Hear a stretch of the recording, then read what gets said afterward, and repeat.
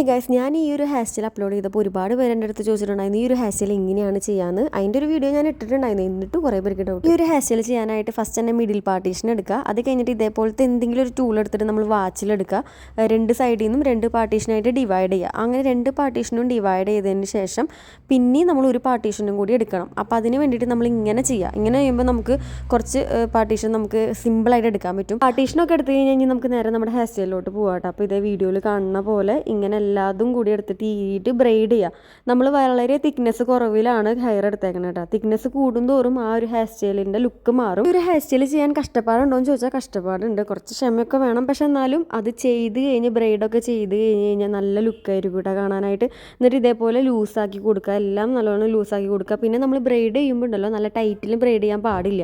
അപ്പോൾ നമുക്ക് അങ്ങനെ ടൈറ്റിൽ ബ്രെയ്ഡ് ചെയ്ത് കഴിഞ്ഞാൽ ഇതേപോലെ നമുക്കത് മുകളിലോട്ട് പൊക്കി വലിച്ചൊന്നും കെട്ടി കൊടുക്കാൻ പറ്റില്ല. അപ്പോൾ ഇതാണ് ഫൈനൽ ലുക്ക് വന്നിട്ട്. ഈ ഒരു ഹെയർ സ്റ്റൈൽ ഇഷ്ടപ്പെട്ടിട്ടുണ്ടെങ്കിൽ എല്ലാവരും ട്രൈ ചെയ്ത് നോക്കുക. കുഞ്ഞു കുട്ടികൾക്ക് വരെ ചെയ്ത് കൊടുക്കാൻ പറ്റുന്ന ഹെയർ സ്റ്റൈലാണ്. ഷോർട്ട് ഹെയർസിനൊക്കെ പറ്റുന്ന ഹെയർ സ്റ്റൈലാണ്.